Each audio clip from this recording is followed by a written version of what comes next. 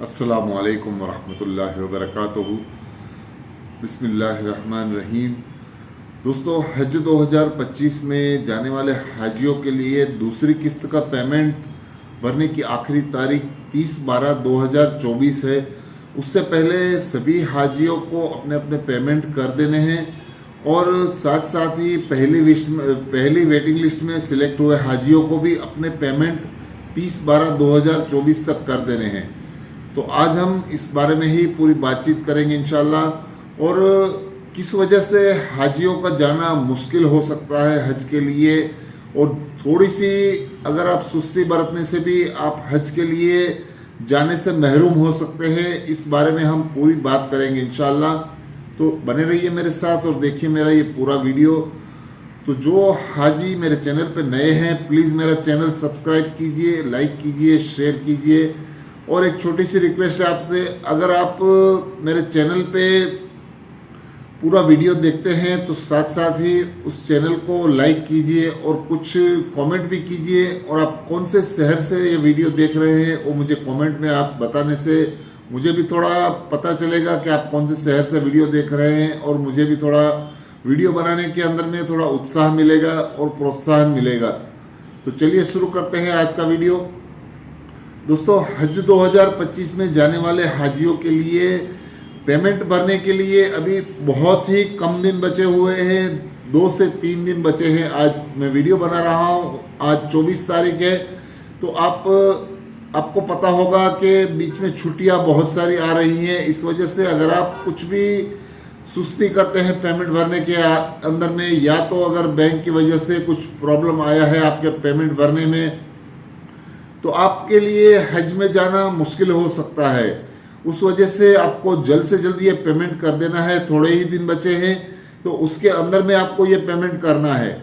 और दिन की बात करें हम तो आज 24 तारीख समझ लीजिए हो चुकी है, तो आज का दिन निकल चुका है। 25 तारीख क्रिसमस के दिन बैंक बंद रहता है, और अगर आप बैंक में जाके पेमेंट करना चाहते हैं तो आप 25 तारीख को पेमेंट नहीं कर सकते हैं। और उसके बाद आपको 26 और 27 2 ही दिन मिलेंगे पेमेंट करने के लिए। फिर से एक छुट्टी आ जाएगी। 28 तारीख को सैटरडे है, यानी चौथा शनिवार है, उस वजह से भी बैंक बंद रहते हैं। और संडे के दिन भी बैंक बंद रहता है, यानी 29 तारीख को भी बैंक बंद रहता है। और मंडे के दिन यानी कि 30 तारीख को फिर से बैंक खुलेगा। उस टाइम पे बहुत रश रहता है। उस टाइम पे इतने दिन की छुट्टियों के बाद भी बैंक खुलने से थोड़ी बहुत तकलीफ आ सकती है। तो आप जल्द से जल्द अपना पेमेंट इन्हीं दिनों में कर दें। अगर आखिरी तारीख तक आप अपना पेमेंट ले जाते हैं, और अगर खुदा न ख्वास्ता किसी वजह से ऑनलाइन में सर्वर प्रॉब्लम होने की वजह से, या तो कोई और तकलीफ की वजह से आप बैंक में पेमेंट जमा नहीं कर सकते हैं, तो आपका जाना हज के लिए मुश्किल हो सकता है। हो सकता है हज कमेटी डेट आगे भी बढ़ाए, और हो सकता है हज कमेटी पेमेंट भरने की डेट आगे भी ना बढ़ाए। तो जल्द से जल्द अपना पेमेंट कर देना है। और ये बातें मैं इसके लिए बता रहा हूँ कि पहली किस्त के अंदर में मेरे को एक हाजी ने मैसेज किया था कि उन्होंने आखिरी वक्त में, आखिरी डेट के अंदर वो पेमेंट करने के लिए बैंक में गए थे। तो उस वक्त बैंक में कुछ सर्वर प्रॉब्लम चल रहा था, और 4 बजे तक वो बैंक में बैठे रहे, लेकिन सर्वर का प्रॉब्लम सोल्व नहीं हुआ। इस वजह से वो पेमेंट नहीं कर सके थे। उसके बाद वो पूरे परेशान होकर सब जगह पे इंक्वायरी कर रहे थे, बैंक से भी पता कर रहे थे, और आगे उन लोगों ने हज कमेटी को भी कॉल किया था कि हमारा पेमेंट बैंक की वजह से नहीं हो सका है। तो ऐसी गलती आपको नहीं करनी है, जल्द से जल्द अपना पेमेंट कर देना है। और साथ साथ ही अगर आप ऑनलाइन से भी पेमेंट करते हैं तो भी ये सोच के ना कहें कि आखिरी के वक्त में हम पेमेंट करेंगे। ऑनलाइन पेमेंट आप कभी भी कर सकते हैं, किसी भी वक्त कर सकते हैं। जब तक 30 दिसंबर का वक्त है तब तक आप कभी भी कर सकते हैं, लेकिन 30 दिसंबर से पहले आपको 24 घंटे आप बैंक के ऑनलाइन पेमेंट कर सकते हैं। उस वजह से आप उससे बहुत ही पहले कर दीजिए पेमेंट। अगर कुछ सर्वर प्रॉब्लम होने की वजह से आखिरी दिनों में 30 तारीख से आसपास आपका पेमेंट नहीं हो सका ऑनलाइन, तो भी आपको तकलीफें आ सकती हैं। तो कहने का मतलब यह है कि बहुत ही कम दिन बचे हैं, आप उससे ही पहले अपना पेमेंट कर दीजिए। अगर आपने ये पेमेंट करने में कुछ सुस्ती की, या तो बैंक की वजह से, या तो कुछ आपके पेमेंट अमाउंट आपके पास अरेंजमेंट नहीं होने की वजह से अगर आपने पेमेंट नहीं किया है तो हो सकता है हज कमेटी आपको इन्फॉर्म भी ना करे और आपका हज का जाना कैंसिल हो सकता है। बहुत सारे हाजी सवाल करते हैं कि हमारा पहला किस्त भरा हुआ है तो हज कमेटी कैसे कैंसिल कर सकती है। तो इस बारे में भी हज कमेटी का कोई वो रूल नहीं है कि वो आपको इन्फॉर्म करेगी या तो आपसे वजह पूछेगी, क्योंकि 1,22,000 हाजी हज के लिए जाते हैं और उन सभी हाजियों को एक एक करके वो लोग पूछ नहीं सकते हैं कि आपका पेमेंट हुआ है या नहीं हुआ, या किस वजह से आपने पेमेंट नहीं किया है। तो इस वजह से हज कमेटी क्या करती है कि जो पहली किस्त में पेमेंट किए हुए हाजी रहते हैं वो दूसरी किस्त में अगर पेमेंट नहीं करेंगे तो वो हज कमेटी ऐसा सोचेगी कि आपने पेमेंट नहीं किया, इसका मतलब आप अभी जाने वाले हज के लिए नहीं है। इस वजह से भी वो आपका कवर नंबर कैंसिल कर सकते हैं। और एक चीज़ मैं आपको बता देता हूँ, कई हाजियों के सवाल ये हैं कि हमें पैसों का इंतज़ाम नहीं हो सकता है, कभी कभी मुश्किलें आ जाती है पेमेंट करने के लिए। तो पैसे का अरेंजमेंट नहीं रहने की वजह से कई हाजी क्या करते हैं, एक हाजी का पेमेंट वो कर देते हैं और इस तरह से ही वो सोचते हैं कि हमारा पूरा कवर में या दो या तीन हाजी हैं तो वो हम पेमेंट बाद में भी करेंगे तो चलेगा। तो आप ऐसा बिल्कुल भी ना सोचें। हज कमेटी के अंदर में आपके पास जितना भी पैसा है आप किस्त का टाइम पूरा होने से पहले वो पेमेंट कर दीजिए।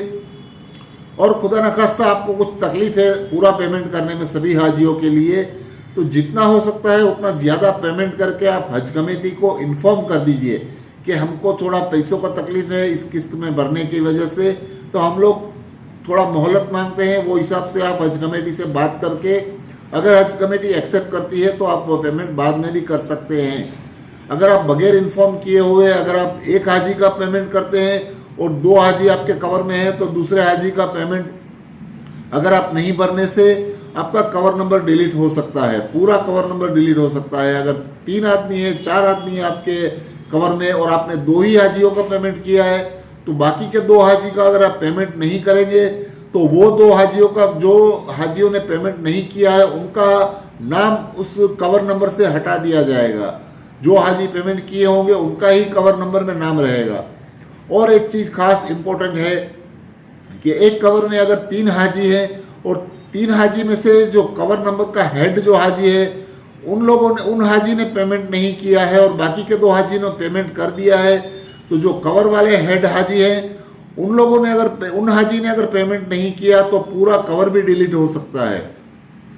तो ऐसी गलतियों से आप बचें और इस तरह की गलतियां ना करें। अगर आपके पास पैसों का अरेंजमेंट नहीं है तो आपके पास जितना पैसा है उतना पेमेंट कर दीजिए। साथ साथ ही आप हज कमेटी को भी इन्फॉर्म कर दीजिए। अगर हज कमेटी आपको मोहलत देती है अगर टाइम हो जाने के बाद भी तो आप उसका पैसा बाद में भी भर सकते हैं। और हज कमेटी से आप कांटेक्ट करते रहिए अगर आपने पेमेंट नहीं किया है, नहीं तो हज कमेटी ये सोच के आपका कवर नंबर कैंसिल कर देगी कि आपको हज के लिए नहीं जाना है, उस वजह से आपने पेमेंट नहीं किया है। और कुछ लोग पहली किस्त भरने के बाद भी अगर हज के लिए नहीं जाना चाहते हैं कुछ मुश्किलातों की वजह से या तो उनके घर में कुछ प्रॉब्लम होने की वजह से, तो ऐसे हाजियों के लिए हज कमेटी की सुविधा है कि वो कैंसलेशन फॉर्म आता है हज कमेटी की ऑनलाइन के ऊपर, वो फॉर्म आप भर के हज कमेटी को इन्फॉर्म कर सकते हैं कि हम लोग हज के लिए नहीं जाना चाहते हैं, तो हज कमेटी आपका कवर नंबर कैंसिल कर देती है। इस तरह से आपका जो पहला किस्त भरा हुआ होता है वो भी आपको पेमेंट आपका वापस आपके अकाउंट में आ सकता है। तो इस तरह से आप बेफिक्र रहिए, आपका पैसा हज कमेटी से कहीं नहीं जाता है। अगर आप पहली किस्त भर चुके हैं और आपकी दूसरी किस्त में किन्हीं वजहों से आप पेमेंट नहीं करते हैं और आपको मुश्किलें हो रही हैं हज के लिए जाने में, कुछ परेशानी है आपके घर के प्रॉब्लम की वजह से, तो आप हज कमेटी को इन्फॉर्म करके बता सकते हैं कि आप हज के लिए नहीं जा सकते हैं।